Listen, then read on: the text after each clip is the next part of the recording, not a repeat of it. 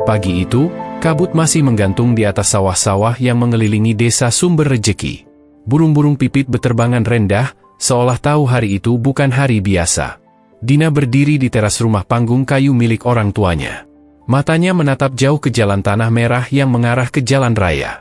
Di tangannya, ada tas jinjing warna coklat lusuh berisi beberapa potong baju, sepasang sepatu kets, dan sebuah buku catatan yang sudah penuh coretan rencana hidup. Ibunya sibuk di dapur, pura-pura tidak menangis. Sementara bapaknya duduk diam di kursi bambu, menunduk, menghisap rokok dalam-dalam. Suasana pagi itu hening, hanya sesekali terdengar suara ayam berkokok dan tangisan anak kecil dari rumah tetangga. Dina tahu, perpisahan bukan hal mudah. Tapi ini keputusan yang sudah ia pikirkan sejak lama. Aku harus berangkat, Pak, Bu, katanya pelan.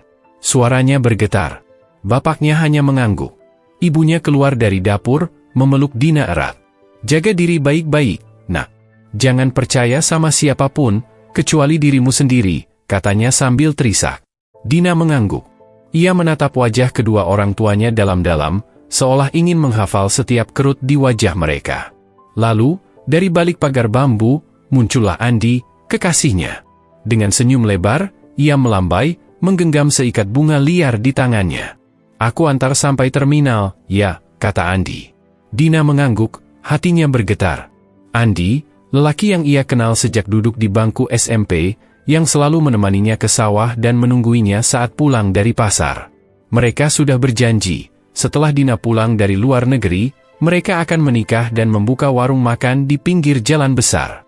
Dalam perjalanan menuju terminal, Andi menggenggam tangan Dina. Aku bakal jaga semua yang kamu titipkan. Percaya sama aku, Din, ucapnya sambil menatap ke depan. Dina mengangguk lagi, kali ini sambil tersenyum. Aku titip tabungan ya, untuk nanti kita buka usaha. Aku udah pikir, mungkin kita bisa jualan nasi goreng atau makanan rumahan, kamu yang jaga, aku yang masak. Andi mengangguk mantap. Aku siap. Asal kamu pulang dengan selamat, itu udah cukup. Sesampainya di terminal kecil kota itu, Dina menyalami Andi dengan haru. Tidak banyak kata yang keluar. Andi hanya berkata, kita pasti bisa, Din. Aku tunggu kamu. Bus berangkat perlahan, meninggalkan gumpalan debu merah dan kenangan-kenangan manis yang baru saja tercipta. Dina menoleh ke jendela, melihat Andi berdiri lama sambil melambaikan tangan. Ia tak tahu, bahwa saat itu, sebagian besar hidupnya sudah ia serahkan pada satu hal yang paling sulit dikendalikan, kepercayaan. Perjalanan ke Jakarta memakan waktu hampir seharian. Sesampainya di asrama penampungan TKI, Dina menjalani pelatihan dasar selama 2 bulan. Ia belajar bahasa Kanton, cara menggunakan peralatan rumah tangga modern, dan juga dasar-dasar hukum kerja di luar negeri. Tak sedikit gadis seusianya yang mengeluh ingin pulang, tapi Dina bertahan. Di dalam hatinya, ada semangat yang tidak bisa dipadamkan, ia ingin keluar dari lingkaran kemiskinan keluarganya. Setiap malam sebelum tidur, Dina menulis di buku catatannya. Hari ketiga, belajar setrika baju pakai alat uap. Susah, tapi aku harus bisa. Demi bapak, ibu, dan Andi. Hari ke-14, kangen rumah. Tapi aku harus kuat. Aku bisa. Buku catatan itu menjadi saksi dari mimpi-mimpi sederhana seorang gadis desa. Bukan mimpi jadi selebritas atau tinggal di rumah mewah, tapi mimpi makan 3 kali sehari tanpa harus ngutang, punya rumah berdinding bata, dan menikah dengan orang yang dicintai tanpa harus jadi beban siapapun. Bulan ketiga, nama Dina dipanggil untuk diberangkatkan ke Hong Kong. Ia ditempatkan di keluarga lokal yang tinggal di daerah Kowloon. Tak ada waktu banyak untuk bersedih. Ia harus segera beradaptasi. Setiap hari, ia bangun pukul 5 pagi, membersihkan rumah, mencuci, memasak, dan menjaga anak-anak majikannya. Namun, di antara semua kesibukan itu, Dina tak pernah lupa pada janjinya.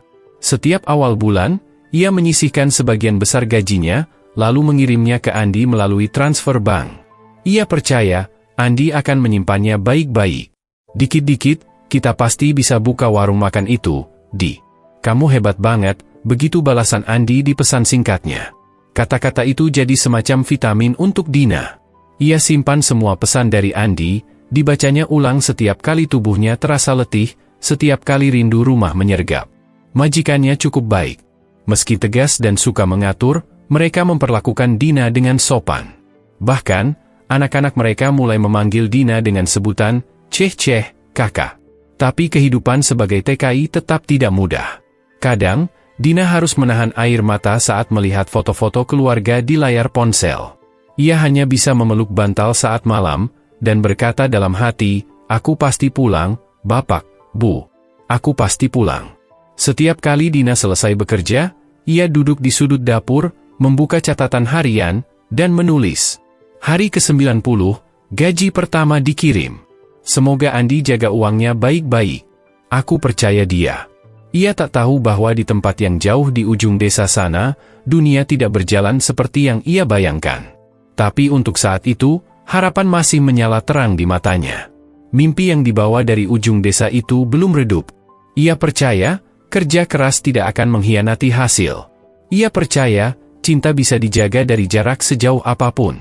Kehidupan di Hong Kong ternyata jauh lebih keras daripada yang Dina bayangkan. Meski pelatihan di penampungan sudah memperkenalkannya pada tugas-tugas dasar, kenyataan di lapangan tetap berbeda. Hari-harinya dimulai sebelum matahari terbit dan baru berakhir setelah seluruh penghuni rumah tidur. Tak jarang, ia hanya punya waktu istirahat kurang dari 6 jam. Majikannya tinggal di apartemen kecil di lantai 21 sebuah gedung tinggi. Mereka pasangan muda yang bekerja penuh waktu dan memiliki 2 anak balita. Dina harus mengurus semuanya, memasak, membersihkan, mencuci, menjemput anak, bahkan membantu mereka belajar. Awalnya ia sering dimarahi karena dianggap lambat atau tidak teliti. Tapi Dina tidak menyerah. Setiap malam, ia duduk di lantai kamar kecilnya, membuka buku catatan, dan menuliskan satu kalimat. "Aku akan jadi lebih baik besok." Dina mencoba mengingat semua hal kecil yang membuat majikannya kesal, lalu memperbaikinya satu persatu. Lama-lama, ia mulai terbiasa dengan ritme kerja yang padat. Ia hafal apa yang disukai anak-anak, bagaimana cara mencuci baju tanpa mengubah warna, dan menu makanan yang disukai keluarga itu. Meski lelah, ada perasaan bangga dalam hatinya. Ia sedang membangun masa depan, sedikit demi sedikit. Gaji pertama Dina langsung ia kirim ke Indonesia. Jumlahnya tidak besar, tapi cukup membuat Andi bahagia. "Alhamdulillah, Din. Aku simpan ya. Nanti kalau sudah cukup, kita mulai beli gerobak dulu," kata Andi lewat pesan singkat. Setiap bulan, tanpa putus, Dina mengirim sebagian besar gajinya ke rekening Andi. Ia hidup sangat hemat. Makan seadanya, jarang membeli kebutuhan pribadi, dan lebih sering berjalan kaki ketimbang naik MTR. Bahkan saat teman-teman TKI lainnya libur dan berbelanja di pasar Mongkok, Dina lebih memilih tinggal di kamar, mencuci baju, atau menelepon keluarganya. "Buat apa belanja baju kalau aku pulang pun gak ada yang lihat," katanya suatu kali sambil tersenyum pada teman sekamarnya, Rini. Rini, yang juga TKI asal Tulungagung, menjadi teman curhat satu-satunya Dina di Hong Kong. Mereka sering bertukar cerita soal kampung halaman, majikan, dan masa depan. Rini sering mengajak Dina jalan-jalan saat libur, tapi Dina hampir selalu menolak. "Biar cepat pulang, Rin. Uangku harus cukup buat modal," jawabnya setiap kali ditanya. Namun, tidak semua hari berjalan mulus. Ada masa-masa di mana Dina merasa sangat rindu rumah. Kadang ia menangis diam-diam di kamar mandi, sambil memeluk handuk yang masih basah. Ia rindu suara ibunya yang cerewet, rindu duduk di dapur sambil menyeruput teh hangat buatan bapaknya. Dan yang paling ia rindukan, Andi. Setiap kali rasa rindu itu datang, Dina membuka pesan-pesan lama dari Andi. Foto mereka berdua saat piknik di kebun belakang rumah, rekaman suara Andi yang menyemangatinya, dan janji-janji mereka untuk menikah dan membangun usaha. "Aku sayang kamu, Din. Kamu adalah perempuan paling hebat yang pernah aku kenal," begitu salah satu pesan Andi. Pesan itu cukup untuk membuat Dina bertahan 1 minggu lagi. Dan 1 minggu berikutnya. Ia percaya, semua ini akan terbayar. Di tahun kedua, Dina sempat dipanggil oleh majikannya. Mereka mengatakan akan memperpanjang kontraknya 2 tahun lagi. Dina sempat ragu, tapi ketika menghitung jumlah tabungan yang sudah dikirim ke Andi, ia sadar mimpinya belum cukup modal untuk direalisasikan. Akhirnya ia menerima perpanjangan kontrak. 4 tahun aja. Habis itu aku pulang. Kita langsung nikah, katanya pada Andi. Namun sejak saat itu, Dina mulai merasa perubahan kecil dari Andi. Pesannya tak sehangat dulu. Kadang dijawab singkat, atau malah tidak dibalas selama berhari-hari. Saat Dina menanyakan kabar, Andi menjawab singkat, "Lagi sibuk, Din." Dina mencoba memaklumi. Mungkin Andi memang sibuk mengurus persiapan usaha atau pekerjaan baru. Tapi ada keraguan yang mulai tumbuh di hatinya. Ia mencoba menepisnya dengan bekerja lebih giat, berharap semuanya hanya sementara. Ia tetap mengirim uang setiap bulan, mencatatnya rapi di buku kecilnya. Setiap transfer ia tandai dengan catatan, bulan ke-17, 4 juta rupiah, untuk Andi. Semoga sudah cukup buat beli kulkas. Bulan ke-21, 3.500.000 rupiah, katanya mau beli gerobak bakso. Tapi waktu terus berjalan, dan Andi semakin sulit dihubungi. Dina mulai merasa ada yang tidak beres. Namun, dalam hati ia masih berpegang pada satu hal. Andi itu orang baik. Dia cuma lagi sibuk. Aku harus percaya. Hari itu Dina baru saja selesai membersihkan kamar mandi dan sedang menyiapkan makan malam saat ponselnya bergetar. Ia mengintip layar, sebuah pesan dari Mbak Nurul, tetangganya di kampung. "Din, semoga kamu nggak marah aku cerita ini ya." Pesan itu langsung membuat napas Dina tercekat. Ada firasat tak enak menyelinap. Tangannya gemetar saat membuka pesan selanjutnya. Nurul bercerita bahwa belakangan ini, Andi sering terlihat bersama seorang perempuan di pasar. Bukan hanya sekali, tapi sudah beberapa kali. Mereka tampak dekat. Saking dekatnya, banyak yang mengira mereka sudah tunangan. Dina terdiam. Sendok di tangannya jatuh ke lantai. Matanya menatap kosong ke arah jendela dapur. Hongkong yang selalu bising malam itu terasa sunyi mendadak. Setelah makan malam, Dina duduk di sudut kamar kecilnya, menatap layar ponsel. Ia mengetik pesan untuk Andi, lalu menghapusnya. Mengetik lagi, dan menghapusnya lagi. Akhirnya ia hanya menulis, "Mas, aku dapat kabar dari kampung. Kamu nggak apa-apa, kan?" Pesan itu centang 2. Tapi tak dibalas. Hari-hari berikutnya berjalan berat. Pekerjaan rumah tetap harus dilakukan, tapi pikiran Dina melayang-layang. Ia mulai merasa cemas. Bukan hanya soal gosip itu, tapi juga soal uang yang selama ini ia kirim. Andi tak pernah mengirim foto atau bukti pembelian apapun. Dulu ia pernah bilang sudah beli kulkas, tapi ketika Dina minta fotonya, Andi bilang kameranya rusak. Dina mencoba menghubungi adiknya, Rani. "Rani, kamu pernah lihat Mas Andi di rumah? Dia sering ke rumah, enggak?" Jawaban Rani membuat hatinya makin tak tenang. "Enggak pernah, Mbak. Udah lama banget enggak kelihatan." Dina mulai menyusun semua potongan informasi.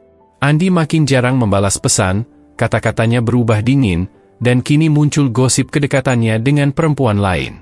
Rasa percaya yang dulu begitu kokoh, kini mulai retak. Di tengah kebingungan itu, datanglah sebuah surat.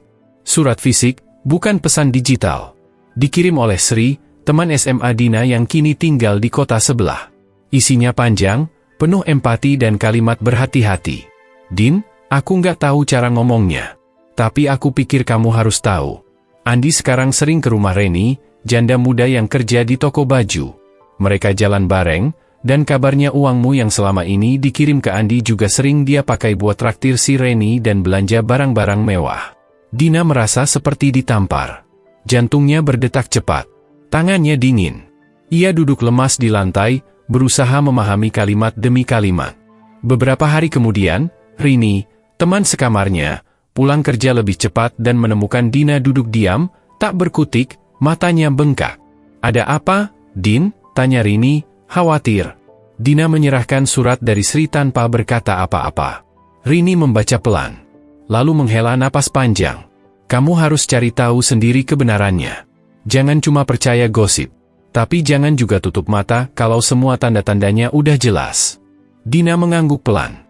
Malam itu ia menelepon ibunya di kampung. Suaranya bergetar. "Bu, Andi masih sering ke rumah?" Ibunya terdiam cukup lama. Lalu menjawab pelan, "Jarang, Nak.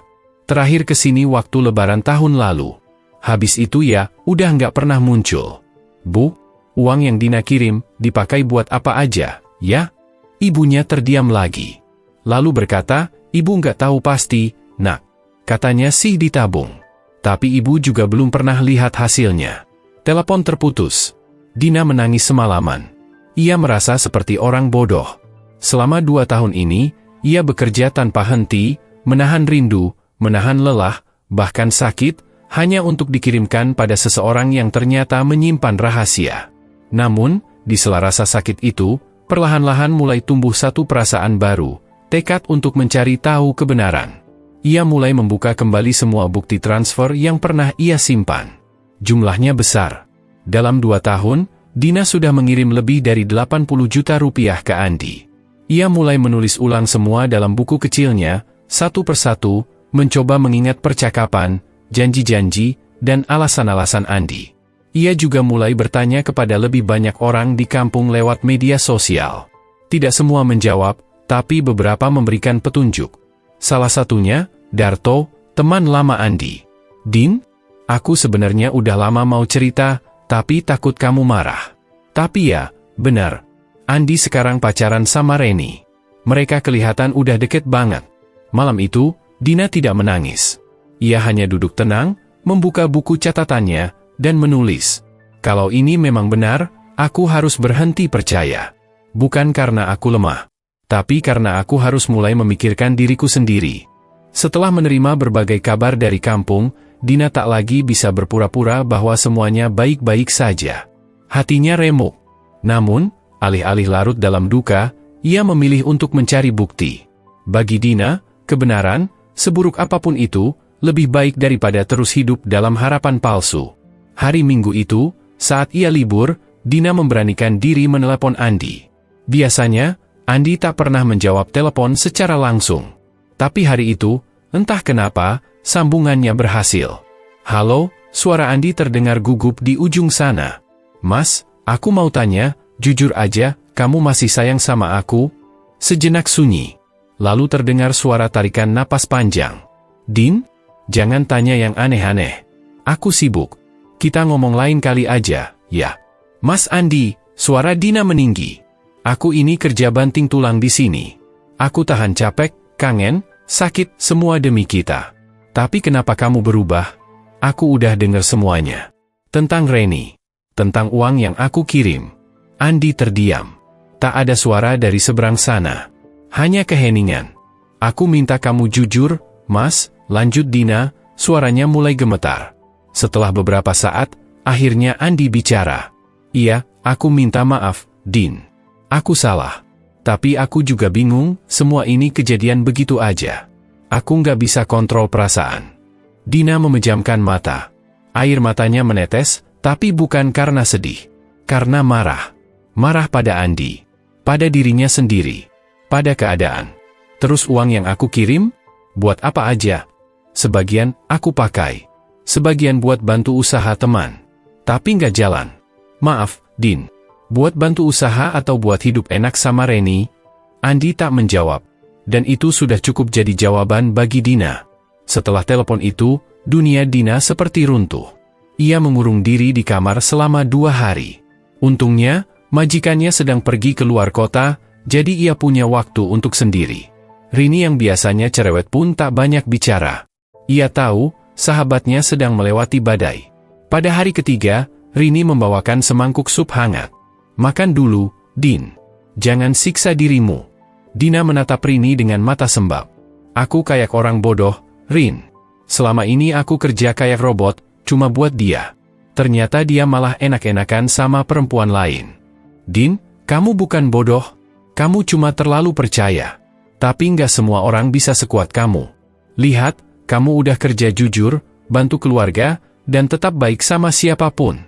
Kamu korban, Din. Bukan pecundang." Ucapan Rini menenangkan hati Dina. Ia mulai makan sedikit demi sedikit. Malam itu, untuk pertama kalinya dalam seminggu, ia tidur nyenyak. Tapi saat bangun keesokan harinya, ia tahu, dirinya tidak bisa kembali seperti dulu. Hatinya sudah patah, dan tak mungkin kembali utuh. Hari-hari berikutnya, Dina menjalani pekerjaannya seperti biasa. Tapi kini, ia tak lagi menyisihkan uang untuk dikirim ke Andi. Ia buka rekening sendiri. Ia mulai mencatat pengeluaran dan menyusun ulang rencana hidupnya. Rasa sakit itu belum hilang, tapi perlahan ia alihkan menjadi semangat baru. Setiap malam, ia menulis di buku hariannya. "Masih sakit. Tapi aku sudah mulai terbiasa. Aku harus bertahan. Rini memperkenalkan Dina pada komunitas sesama TKI Indonesia di Hong Kong. Setiap minggu, mereka berkumpul di taman, saling berbagi cerita dan pengalaman. Dina yang awalnya hanya mendengarkan, lama-lama mulai bicara. Ia menceritakan kisahnya. Banyak yang menangis mendengarnya. Ternyata bukan hanya dia yang pernah ditipu cinta dan harapan. Dulu aku juga, Din, kata seorang ibu bernama Mbak Lilis. Sampai akhirnya aku sadar, uang dan waktu itu terlalu berharga buat disia-siakan. Dari komunitas itu, Dina belajar bahwa ia tidak sendiri. Banyak perempuan kuat yang pernah jatuh, tapi mampu bangkit. Ia mulai menulis artikel pendek tentang pengalamannya, yang dibagikan lewat grup WhatsApp dan Facebook komunitas TKI. Ia merasa lebih lega, lebih ringan. Suatu hari, ia menerima pesan dari seorang anggota baru komunitas itu. "Terima kasih, Mbak Dina. Kisahmu bikin saya kuat lagi. Saya hampir pulang karena putus asa, tapi sekarang saya ingin bertahan dan bangkit." Musim gugur di Hong Kong membawa hawa dingin yang meresap sampai ke tulang. Pohon-pohon di taman mulai menggugurkan daunnya, dan angin bertiup kencang seolah ingin menyingkirkan semua yang rapuh. Bagi Dina, hawa dingin itu tak seberapa dibanding hawa beku yang sekarang mengendap di hatinya. Sudah 3 hari ia hanya makan seadanya. Roti tawar dan sisa sup dari makan malam majikannya. Nafsu makannya hilang sejak pesan terakhir dari temannya, Yuyun, masuk ke ponsel. "Din, aku benci harus bilang ini, tapi aku lihat Andi sering jalan sama cewek lain. Mereka mesra banget. Kayaknya udah dari lama." Pesan itu menghantam seperti batu besar yang jatuh dari langit. Dina sempat terpaku beberapa menit, lalu pelan-pelan membuka galeri foto di ponsel, melihat kembali semua gambar dirinya bersama Andi. Senyum Andi. Janji Andi. Semua terasa seperti sandiwara yang dipentaskan untuk satu penonton, dirinya sendiri. Hari itu, saat majikannya menyuruhnya menyetrika, tangannya gemetar. Beberapa kali uap setrika mengenai lengannya, meninggalkan bekas merah yang panas. Tapi Dina tidak peduli. Luka di tubuhnya tak sebanding dengan luka di hatinya. Di sela waktu istirahat, Dina kembali mengirim pesan pada Andi. "Aku dengar kabar nggak enak. Bener nggak kamu deket sama cewek lain?" Pesan itu centang 2. Tapi tak dibalas. Ia tunggu sampai malam. Masih tak ada balasan. Hatinya mulai menjerit. Ia kembali menulis di catatan hariannya. "Hari ke-182, kenapa rasanya seperti ditinggalkan di tengah jalan? Padahal aku percaya sepenuhnya. Aku kerja mati-matian, sementara dia." Air matanya jatuh mengenai halaman buku yang mulai lusuh. Dina menutup catatannya, lalu menangis diam-diam di pojok kamar kecil tempat ia tidur. Tak ada yang bisa ia peluk, tak ada yang bisa ia ajak bicara. Ia hanya meremas selimut tipisnya, mencoba menghapus bayangan Andi yang selama ini ia bela dan percaya. Keesokan harinya, saat ia menyiapkan sarapan, matanya sembab. Majikannya menatap curiga. "Kamu kurang tidur, Dina?" tanya majikannya dalam bahasa Inggris terbata. Dina mengangguk. "Sedikit, Mam." Majikannya hanya mengangguk pelan lalu melanjutkan membaca koran. Dina tahu, ia tak bisa mengandalkan siapapun di sini. Semua beban harus ia tanggung sendiri. Beberapa hari kemudian, surat dari Indonesia datang lagi. Kali ini dari ibunya. Isinya sederhana, tapi menambah luka yang sudah dalam. "Nak, tadi siang si Andi lewat depan rumah bawa cewek naik motor. Ibu pikir cuma teman. Tapi tetangga bilang mereka sering jalan bareng. Katanya, si cewek itu kerja di warung ujung desa. Uang yang kamu kirim kemarin juga belum ibu terima, katanya masih disimpan sama Andi. Ibu nggak tahu harus gimana, nak. Hati-hati di sana, ya." Surat itu seperti pisau yang mengoyak sisa-sisa kepercayaan di hati Dina. Ia terduduk lemas di sudut dapur. Tangannya gemetar memegang kertas yang mulai basah oleh air mata. Haruskah ia marah? Haruskah ia pulang? Tapi jika pulang sekarang, perjuangannya akan sia-sia. Uang yang ia kumpulkan habis tak bersisa. Mimpi membuka warung bersama Andi sudah hancur. Malam itu, ia berjalan ke taman kecil dekat apartemen majikannya. Duduk sendirian di bangku kayu yang basah oleh embun. Ia menatap langit, mencari bintang, seperti yang biasa ia lakukan di kampung dulu. Tapi kota ini terlalu terang, bintang pun tak tampak. Sama seperti hatinya, kosong dan hampa. Kalau kamu memang gak sayang, Kenapa kamu minta aku percaya? Bisiknya pelan. Ia mengambil ponselnya, menulis pesan panjang ke Andi. Tapi akhirnya dihapus. Ia tahu, tak ada gunanya. Orang yang sudah berpaling, tak akan kembali karena kata-kata. Dina pun menulis lagi di catatan harian. Hari ke-189, ini bukan pertama kalinya aku jatuh, tapi kali ini terasa paling menyakitkan. Tapi aku janji, ini juga akan jadi yang terakhir aku ditipu. Sejak hari itu, Dina berubah. Ia tak lagi menunggu pesan. Tak lagi menulis, untuk Andi, di buku catatannya. Ia mulai menyimpan gajinya sendiri di rekening atas namanya. Ia mulai membaca ulang brosur tentang sekolah kejuruan malam hari untuk TKI. Meski berat, ia mendaftar kursus tata boga online, mencicil pelan-pelan dari sisa uang belanjanya. Dina tak lagi percaya pada janji, tapi ia percaya pada satu hal, dirinya sendiri. Malam-malam di asrama majikan kini terasa lebih panjang bagi Dina. Setelah kejadian dengan Andi, ia menjadi lebih pendiam. Tak ada lagi tawa lepasnya saat mencuci piring atau menyanyikan lagu-lagu dangdut pelan saat menyetrika. Semuanya berubah menjadi hening. Sunyi yang menggigit. Rini, sahabatnya, tahu benar perubahan itu. Tapi ia memilih tak banyak bertanya. Ia hanya duduk menemani, kadang menyodorkan segelas teh manis hangat tanpa berkata apa-apa. Kadang, diam adalah bentuk empati yang paling tulus. Di tengah keheningan itu, Dina menemukan kekuatan baru. Ia mulai membaca buku-buku motivasi yang dipinjam dari komunitas TKI. Buku-buku itu bukan sekadar hiburan, tapi semacam pelita kecil di tengah gelap pikirannya. Ia mulai menulis kembali di buku hariannya, kali ini bukan hanya tentang rasa sakit, tapi juga tentang rencana hidup. Aku ingin buka warung makan kecil nanti, tulisnya suatu malam. Bukan cuma untuk cari uang, tapi supaya aku tetap punya harga diri. Supaya aku bisa berdiri di atas kakiku sendiri. Waktu senggang yang biasanya ia habiskan untuk mengobrol dengan Andi lewat chat, kini ia alihkan untuk belajar. Dina minta diajari Rini membuat berbagai masakan Hong Kong dan Taiwan.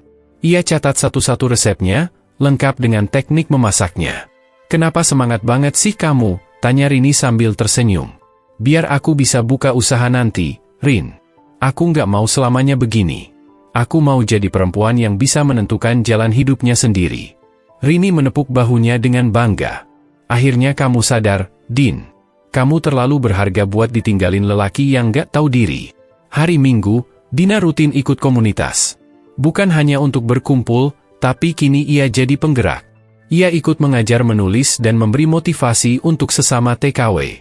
Dari yang awalnya hanya 5 orang, kelas kecil itu berkembang jadi 20 orang tiap pertemuan. Dina tak menyangka, luka yang dulu membuatnya ingin menyerah, kini malah menjadi bahan bakar yang menghidupkan semangat orang lain. Namun meski sibuk dan mulai bangkit, rasa sepi itu tetap ada. Saat malam tiba, dan kamar sudah gelap, Dina sering menatap langit-langit sambil menahan air mata. Ia bukan robot. Ia tetap perempuan yang pernah mencintai sepenuh hati dan dikhianati. Tapi malam itu, ia berbisik pada dirinya sendiri. Aku memang pernah gagal. Tapi aku tidak akan biarkan kegagalan itu menghancurkan seluruh hidupku. Besok paginya, Dina bangun lebih awal. Ia membuat sarapan lebih rapi dari biasanya. Menyapu lebih bersih. Bahkan membantu nenek majikannya memijat kaki yang pegal. Senyum kecil nenek itu menjadi semacam hadiah baginya. Ternyata, di tengah luka, ia masih bisa memberi kebaikan. Ketegaran itu tumbuh bukan karena Dina tak lagi sakit, tapi karena ia memilih untuk tetap berjalan meski sakit. Dalam sunyi, dalam diam, ia menguatkan dirinya sendiri. Hari Minggu itu, matahari belum tinggi, tapi Taman Victoria Park sudah dipenuhi oleh para pekerja migran. Seperti biasa, mereka menggelar tikar, membuka bekal, dan saling bertukar cerita. Tapi pagi itu berbeda untuk Dina. Ia berdiri di hadapan sekitar 20 orang, sebagian duduk melingkar, menatapnya dengan mata penuh rasa ingin tahu. Dina menggenggam mikrofon kecil yang dipinjam dari komunitas. Tangannya sempat gemetar, tapi ia menarik napas panjang dan mulai bicara. Teman-teman, ucapnya. Aku pernah merasa jadi orang paling bodoh. Sudah kerja mati-matian di negeri orang, malah dikhianati orang yang aku percaya. Tapi hari ini, aku mau bilang, luka itu bukan akhir segalanya. Justru dari luka itulah aku bangkit. Beberapa orang mengangguk. Ada yang menahan air mata. Dina tahu, sebagian besar dari mereka punya kisah yang mirip. Ditipu pacar, diselingkuhi suami, diperas keluarga. Tapi tak semua bisa bicara. Tak semua punya keberanian untuk membuka luka. Dan itulah yang kini Dina lakukan. Dulu aku kirim semua gaji ke kampung. Buat Andi, pacarku. Aku pikir dia setia. Aku pikir aku berkorban buat masa depan kami. Tapi ternyata, dia malah pakai uang itu buat hidup enak sama perempuan lain. Aku sempat hancur, sempat ngerasa nggak berguna. Tapi sekarang, aku sadar, aku bukan pecundang. Aku cuma terlalu percaya sama orang yang salah. Tepuk tangan pecah. Dina tersenyum. Tak lagi gemetar. Di balik luka, ia menemukan suara barunya. Sejak hari itu, komunitas semakin aktif. Dina diminta rutin mengisi sesi motivasi. Ia tak pernah menyangka bahwa kisah hidupnya yang hancur bisa menjadi bahan bakar semangat orang lain. Ia mulai menulis lebih banyak. Beberapa tulisannya dibagikan di media sosial komunitas. Bahkan, salah satu organisasi sosial di Hong Kong tertarik untuk mengundangnya sebagai narasumber dalam acara pelatihan keuangan untuk pekerja migran. "Kamu cocok jadi mentor," ujar Rini suatu malam. "Kalau kamu balik ke Indonesia, kamu harus jadi pembicara. Bantu perempuan-perempuan muda supaya nggak ngalamin hal yang sama kayak kita." Dina tersenyum. Ia belum pernah memikirkan hal sejauh itu. Tapi benih itu tertanam di hatinya. Sementara itu, hubungan Dina dengan keluarganya di kampung juga mulai membaik. Ibunya yang dulu selalu memintanya mengerti keadaan Andi, kini lebih banyak diam dan mendengarkan. Suatu hari, Dina menelepon dan berbicara dengan adiknya, Dito. "Mbak, ibu nyesel banget. Dia bilang dia salah nilai Mas Andi. Dia bilang Mbak Dina kuat banget. Aku bangga punya kakak seperti Mbak." Air mata Dina menetes tanpa ia sadari. Kalimat sederhana dari adiknya itu terasa seperti pelukan hangat yang telah lama ia rindukan. Malam-malam Dina kini dipenuhi agenda belajar. Ia mulai ikut kursus daring tentang kewirausahaan dan manajemen keuangan. Ia membeli buku-buku bekas tentang bisnis kuliner, mencatat semua ide yang terlintas di kepalanya. "Aku pengen buka usaha makanan, Rin," katanya. "Aku udah punya banyak resep masakan dari sini. Nanti aku mau padukan sama masakan kampung kita. Aku pengen bikin warung yang beda. Bukan cuma jualan, tapi juga tempat ngumpul perempuan desa, tempat mereka belajar, ngobrol, dan saling menguatkan." Rini melongo. "Kamu beneran udah berubah, Din. Dulu kamu mikirin cowok mulu, sekarang mikirin masa depan." Dina tertawa. "Dulu aku belum ketemu diriku sendiri. Sekarang aku mulai tahu siapa aku dan apa yang aku mau." Namun perubahan Dina bukan tanpa ujian. Suatu malam, ia menerima pesan dari Andi. Hanya 3 kata, "Aku minta maaf." Pesan itu membuat jantungnya berdegup. Dulu, 3 kata itu akan membuatnya luluh. Tapi kini, ia hanya menatap layar ponselnya dengan tenang. Ia tidak membalas. Bukan karena marah, tapi karena ia sudah memaafkan. Dan karena ia tahu, ia tak perlu membuka luka yang sudah ia jahit dengan susah payah. Dina kini melangkah dengan pasti. Ia tahu jalan di depannya masih panjang dan mungkin tak selalu mulus. Tapi ia sudah punya peta dan kompasnya, mimpi dan keteguhan hati. Di satu akhir pekan, komunitas mengadakan acara besar. Ada lomba masak antar TKW, bazar makanan, hingga pertunjukan musik. Dina membuka lapak kecil, menjual kue-kue buatannya. Tak disangka, dagangannya laris. Bahkan beberapa pengunjung lokal tertarik mencoba. "Ini enak banget. Kamu jual online nggak?" tanya seorang wanita warga Hong Kong. Dina hanya tersenyum malu. Tapi dalam hatinya, ia tahu, itu sinyal. Mimpinya tak jauh. Ia hanya perlu terus melangkah. Di penghujung acara, Rini memeluk Dina. "Lihat, dunia mulai membuka mata buat kamu, Din. Kamu nggak lagi sembunyi di balik luka. Kamu berdiri di atasnya. Dan aku bangga banget sama kamu." Dina mengangguk. Air matanya menetes lagi. Tapi kali ini bukan karena sakit, melainkan karena haru. Karena akhirnya, ia menemukan kembali dirinya yang hilang. Pesawat dari Hong Kong mendarat mulus di Bandara Soekarno-Hatta. Pagi itu langit Jakarta sedikit mendung, tapi hati Dina terang benderang. Setelah bertahun-tahun, akhirnya ia pulang. Tapi kali ini berbeda, ia tidak pulang dengan air mata, tidak dengan luka yang terbuka. Ia pulang dengan kepala tegak, dan harga diri yang utuh. Di gerbang kedatangan, ia disambut Dito, adiknya, yang kini sudah lebih tinggi darinya. Mereka berpelukan lama. Dina merasakan tangan adiknya bergetar. "Kamu beneran pulang, Mbak?" bisiknya lirih. Dina hanya mengangguk, tak sanggup berkata apa-apa. Ia memandangi wajah adiknya, kini tak lagi bocah seperti dulu saat ia tinggalkan. Dalam matanya, Dina melihat harapan. Dan itu cukup membayar semua lelahnya di negeri orang. Setiba di rumah, tetangga-tetangga mulai berdatangan. Mereka heran melihat Dina yang berubah. Bukan hanya lebih rapi, lebih cantik, tapi juga lebih percaya diri. Ia tidak lagi tertunduk saat disapa, tidak lagi berbicara lirih. Ia seperti perempuan baru. "Dina, kamu kerja di luar negeri bikin kamu tambah dewasa ya," kata Bu RT. Dina hanya tersenyum. Ia tak butuh lagi validasi. Ia tahu siapa dirinya. Hari-hari pertama di kampung diisi dengan banyak cerita. Dina duduk bersama ibu, Dito, dan tetangga. Ia menceritakan pengalamannya, perjuangannya, dan pelajarannya. Ia tidak menyembunyikan bagian pahitnya. Ia tak lagi malu mengakui bahwa ia pernah dibohongi, pernah sakit, pernah patah. "Kalau aku bisa bangkit, kalian juga bisa," katanya kepada beberapa gadis muda tetangga yang mulai tertarik padanya. "Jangan biarkan cinta bikin kalian buta. Sekolah yang benar, kerja yang jujur, dan jangan takut mimpi." Suatu siang, Dina memutuskan untuk pergi ke pasar. Ia berjalan kaki menyusuri jalan-jalan kecil kampung yang dulu begitu ia rindukan. Ia menyapa para pedagang, mencatat harga-harga bahan pokok, dan membeli peralatan dapur. Bukan sekadar belanja, ia sedang menyusun rencana besar. 2 minggu setelah ia pulang, Dina membuka warung kecil di depan rumah. Ia menamainya Warung Sri Kandi.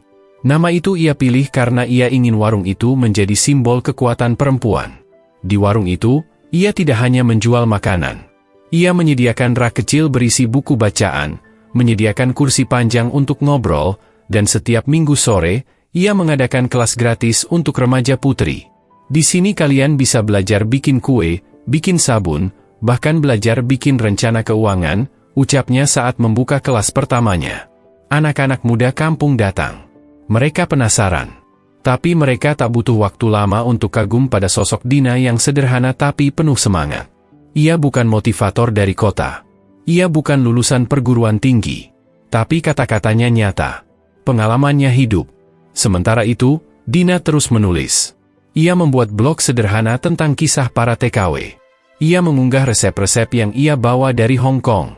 Dan yang paling menyentuh, ia membuat rubrik, surat untuk perempuan desa, yang rutin dibagikan ke grup-grup komunitas di media sosial. Tak lama, salah satu tulisannya viral. Judulnya, "Aku Tidak Menangis Lagi." Ribuan orang membaca. Banyak yang menghubunginya. Beberapa komunitas di kota mengundangnya sebagai pembicara. Bahkan sebuah LSM perempuan menawarkan kerjasama untuk program pemberdayaan ekonomi di desa-desa. "Ini luar biasa, Mbak Dina," kata perwakilan LSM itu. "Kami butuh perempuan seperti Anda, yang bicara dari pengalaman, bukan teori." Dina tak pernah bermimpi sejauh ini. Tapi ia tahu, semua ini bukan kebetulan. Ia meraihnya dengan keringat, luka, dan keberanian. Suatu sore, saat ia menyiapkan dagangan di warung, seseorang datang. Pria itu menunduk, membawa kotak kecil di tangan. "Andi," gumam Dina. Suaranya tenang, matanya tajam. Andi berdiri kikuk. Wajahnya kusut. Aku cuma mau minta maaf. Aku tahu aku salah. Kamu gak harus maafin aku. Tapi aku harus bilang ini langsung." Dina menatapnya lama. Lalu ia berkata pelan, "Aku sudah memaafkanmu, Andi. Lama sekali. Tapi bukan karena kamu pantas dimaafkan. Karena aku pantas untuk bebas." Andi tertunduk. Dina menutup pembicaraan dengan senyum. Kali ini, bukan senyum yang pura-pura tegar. Tapi senyum seorang perempuan yang sudah menang atas dirinya sendiri. Beberapa bulan kemudian, Warung Sri Kandi berkembang. Dina menambah satu petak kecil di sampingnya untuk tempat pelatihan. Ia merekrut beberapa ibu rumah tangga untuk membantunya. Ia bahkan mulai menerima pesanan catering dari kota terdekat. Dan yang paling membanggakan, ia tak lagi bergantung pada kiriman siapapun. Semua dari keringatnya sendiri. Di malam sunyi, Dina duduk di beranda rumah.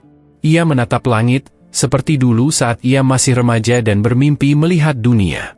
Kini, ia tahu, dunia tak harus sejauh Hong Kong. Dunia bisa hadir di halaman rumah. Selama hati tetap berani bermimpi dan tangan mau bekerja keras, maka tak ada luka yang sia-sia. Dina menarik napas panjang. Ia menutup matanya. Di dalamnya, tergambar wajah-wajah yang dulu ia kenal di Victoria Park, yang kini entah di mana. Tapi ia yakin, mereka juga sedang berjuang. Seperti dirinya. Ia tersenyum, lalu berbisik pada dirinya sendiri. Aku pulang. Dan aku menang.